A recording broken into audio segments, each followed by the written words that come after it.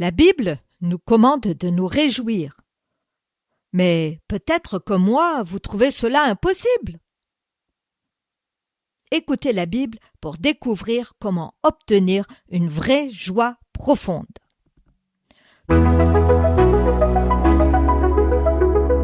J'étais heureuse, puis je me suis mariée et tout a changé. Bienvenue sur mon podcast « Briser les chaînes ». Ce podcast est pour vous si vous êtes chrétienne et malgré cela malheureuse, enchaînée dans une relation toxique. Vous n'avez plus de joie. Vous voulez retrouver cette joie. Plusieurs versets avaient le don de m'énerver.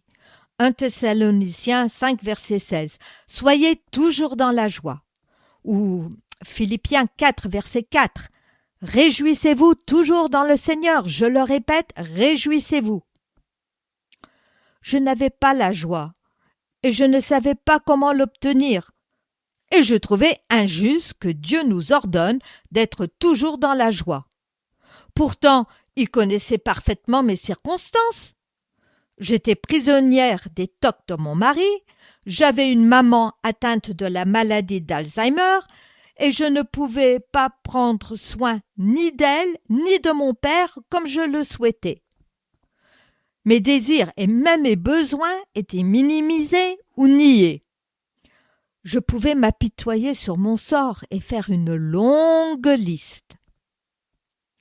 Et puis, un jour, j'ai décidé d'étudier Philippiens chapitre 4 pour bien le comprendre. Je savais intellectuellement que Dieu n'exigeait pas de nous des choses impossibles. Alors, quel était le secret qui m'aiderait à obéir?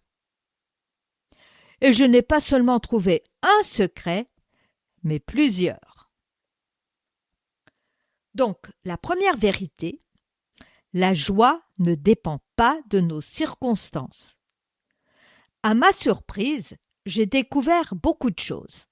Je vais commencer à la fin de ce passage. Philippiens 4, versets 11 à 13.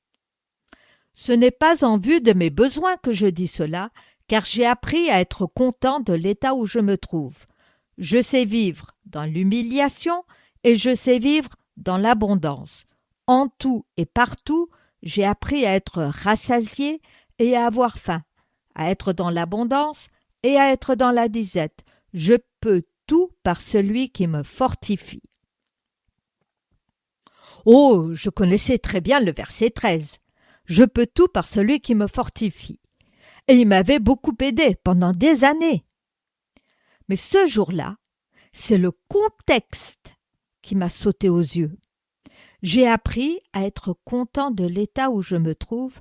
Je sais vivre dans l'humiliation et je sais vivre dans l'abondance. Paul était en prison pour sa foi, loin d'être des circonstances favorables, et pourtant, il pouvait se réjouir toujours.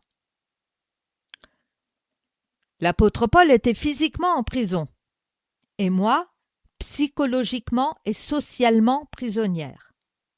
S'il avait la joie, je devrais pouvoir l'avoir aussi. Il était dans l'humiliation, et moi aussi. Cette vérité m'a donné envie de creuser davantage. Alors, reprenons à partir du verset 4. « Réjouissez-vous toujours dans le Seigneur, je le répète, réjouissez-vous. » Je l'ai lu dans plusieurs versions, et celle du Semeur m'a ouvert les yeux. « Réjouissez-vous en tout temps de tout ce que le Seigneur est pour vous. » Oui, je le répète, soyez dans la joie. Alors là, j'ai compris plusieurs choses. Se réjouir en tout temps. Ok, j'avais compris les versets 11 à 12, donc en toutes circonstances. Mais là, dans ce verset, le sujet de cette joie était expliqué clairement. De tout ce que le Seigneur est pour vous. Oui, en toutes circonstances, je peux me réjouir que Jésus est mort à ma place, qu'il m'a sauvé, qu'il écoute mes prières, qu'il y répond, qu'il est mon avocat auprès du Père, qu'il a fait le nécessaire pour que je sois cohéritière avec lui, enfant du Dieu Tout-Puissant. Oui, je peux me réjouir de cela. Ce verset introduit aussi une liste de sujets. Verset 5. Que votre douceur soit connue de tous les hommes. Le Seigneur est proche. Dans d'autres versions, douceur est traduit comme amabilité, bonté. Quand on sait que cette lettre a été écrite à une église persécutée, cela prend tout son sens. On n'était pas gentil avec eux, on ne voulait pas leur bien. Et pourtant, Paul leur demande que tous voient leur bonté, leur douceur. Waouh, quel témoignage! Le verset 6 est bien connu. Ne vous inquiétez de rien, mais en toute chose faites connaître vos besoins à Dieu par des prières et des supplications avec des actions de grâce. Si Paul leur dit de ne pas s'inquiéter, c'est qu'ils avaient beaucoup de raisons valables pour le faire. Mais s'inquiéter est incompatible avec faire confiance. S'inquiéter, c'est dire que notre Dieu est incapable de prendre soin de nous. Mais Paul nous donne aussi l'antidote à l'inquiétude dans la suite du verset. Mais en toute chose, faites connaître vos besoins à Dieu. Dieu s'intéresse vraiment à nous, même nos tout petits besoins. Mais si Dieu les connaît déjà, pourquoi devons-nous les lui faire connaître? Le fait de verbaliser nos besoins nous oblige à passer d'un sentiment flou à quelque chose de vrai, de clair. Il parle de besoin, pas de souhait, ni de désir.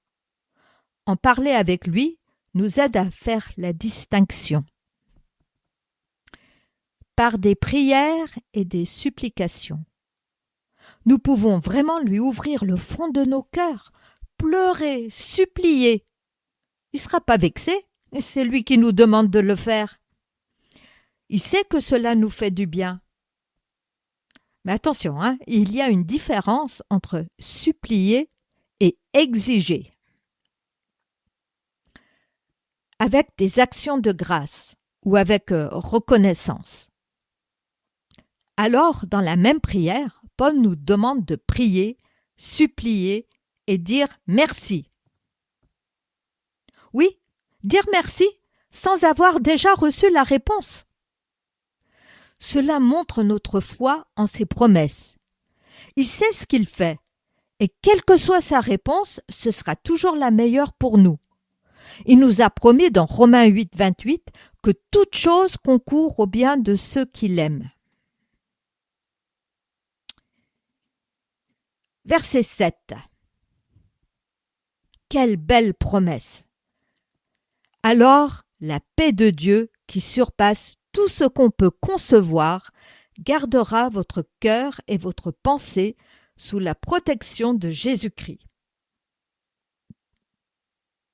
Voyons ce verset plus en détail.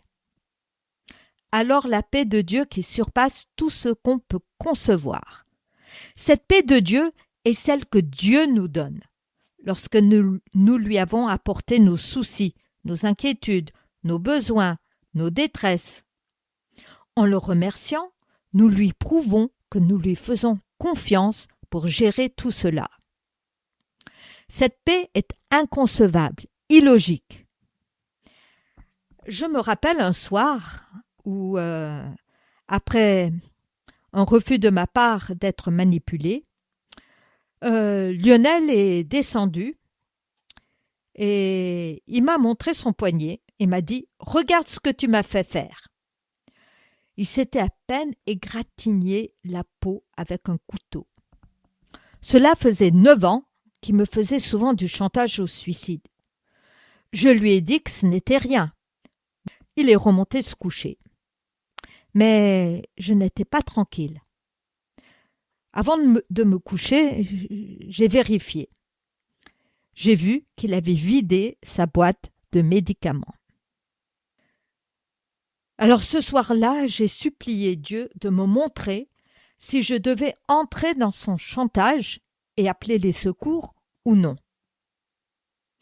Et Dieu m'a donné une telle paix que je n'ai jamais ressentie depuis et l'assurance que tout irait bien. Je me suis endormie. Mais au milieu de la nuit, je me suis réveillée et j'ai redemandé à Dieu et j'ai reçu la même réponse. Le lendemain matin, il était un peu dans les vapes, mais je l'ai aidé à s'habiller puis je l'ai emmené à l'hôpital. Selon les médecins, il savait ce qu'il faisait. Il a pris juste assez de médicaments pour me faire peur, mais pas assez pour avoir des effets durables. Cette paix a surpassé tout ce que j'aurais pu imaginer. Dieu a tenu sa promesse. La deuxième partie de ce verset dit « Gardera votre cœur et votre pensée sous la protection de Jésus-Christ ». Ce terme « garder » est un terme militaire et signifie « monter la garde ». Ce soir-là, cette paix a monté la garde, a permis que je puisse bien dormir malgré ces circonstances. Jésus-Christ nous protège, nous sommes à lui, nous sommes ses brebis, il est mort sur la croix pour qu'en acceptant son sacrifice, nous lui appartenions. Quelle belle promesse! Il garde notre cœur et notre pensée. Ce qui nous amène au verset 8. Enfin, frères, nourrissez vos pensées de tout ce qui est vrai, noble, juste, pur, digne d'amour ou d'approbation, de tout ce qui mérite respect et louange. Pendant mes années d'adolescence et de jeune adulte, je luttais avec ce verset. Je vivais avec un monde imaginaire. J'avais même fait un tableau avec ces critères et je cochais chaque jour où j'avais réussi à rester dans le monde réel. Et c'était rare. J'étais vraiment frustrée. Jusqu'au jour où j'ai compris que j'avais tout faux. C'était mission impossible. J'avais encore une fois pris ce verset hors contexte. Le verset 7 dit que c'est la paix de Dieu qui garde notre cœur et notre pensée. Il me fallait admettre que je ne pouvais pas le faire. Demander à Dieu son secours. Lui remercier de tenir sa promesse. Quelle joie, après toutes ces années de lutte, d'être enfin libéré de ce monde imaginaire et de pouvoir vraiment vivre.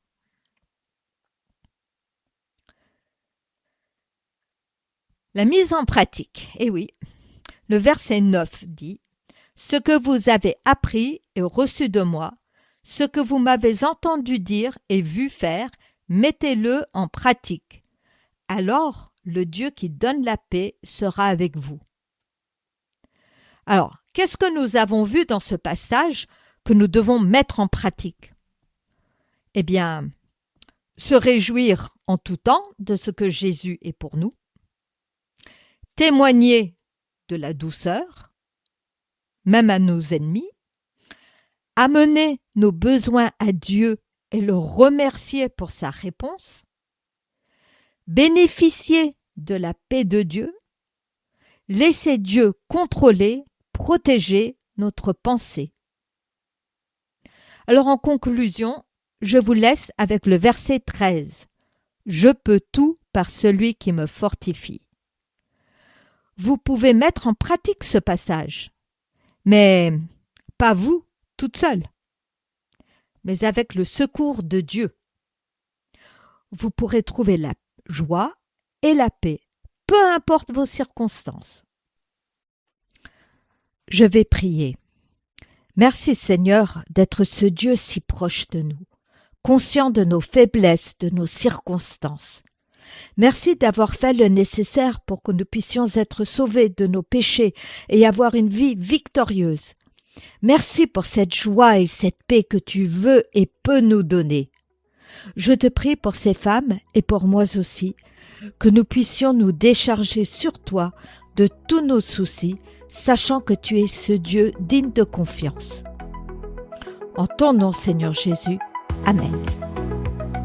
Vous pouvez vous abonner à ce podcast et n'hésitez pas à me contacter si vous avez des questions ou vous voulez partager quelque chose. Vous pouvez le faire à anna@cultiverlajoiesendieu.com. À la semaine prochaine!